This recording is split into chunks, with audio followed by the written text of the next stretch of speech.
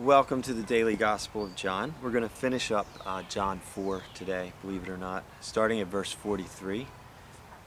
After the 2 days he left for Galilee. Now Jesus himself had pointed out that a prophet has no honor in his own country.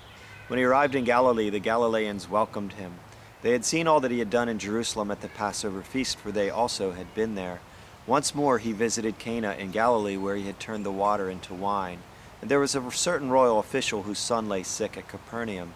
When this man heard that Jesus had arrived in Galilee from Judea, he went to him and begged him to come and heal his son, who was close to death. "Unless you people see miraculous signs and wonders," Jesus told him, "you will never believe." The royal official said, "Sir, come down before my child dies." Jesus replied, "You may go. Your son will live." The man took Jesus at his word and departed.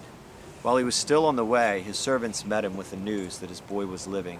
When he inquired as to the time when his son got better, they said to him, "The fever left him yesterday at the 7th hour." Then the father realized that this was the exact time at which Jesus had said to him, "Your son will live." So he and all his household believed. This was the second miraculous sign that Jesus performed, having come from Judea to Galilee. Jesus had just come from Samaria, where a good part of the whole village believed in him as Messiah, and he did no miraculous signs at all there. However, he makes this comment about his hometown folk not believing unless they see miraculous signs. And perhaps just the fact that he had grown up in the vicinity and was known as he's just the carpenter's son, because he hadn't done miracles for the first 30 years of his life, as far as we know. And so they had to see more evidence, I guess, in their minds to believe that he really was Messiah. But this royal official was pushed to Jesus because of a crisis.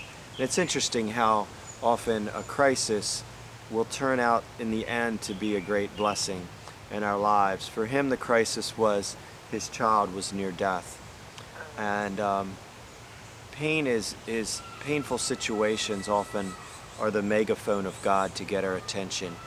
In a world where we're often distracted and not really dealing with the most important issues, sometimes these things in the long run turn out to bless.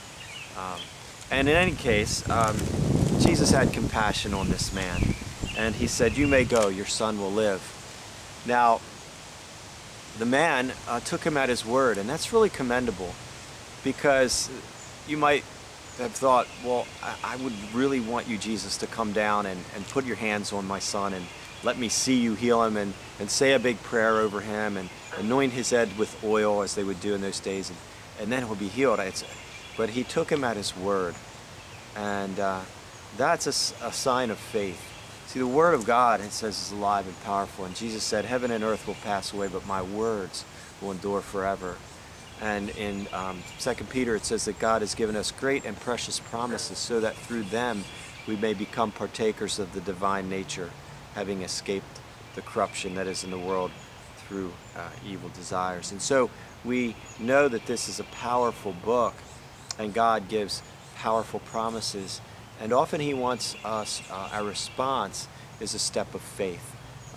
Now, Jesus said, "You may go, your son will live." So at that point, whether the man believed Jesus' words or not, his word was true, and the boy would live. But it was an extra blessing that the man turned and left, and on his journey, he was walking in faith that God would fulfill what Jesus had said. So, have a great day. God bless.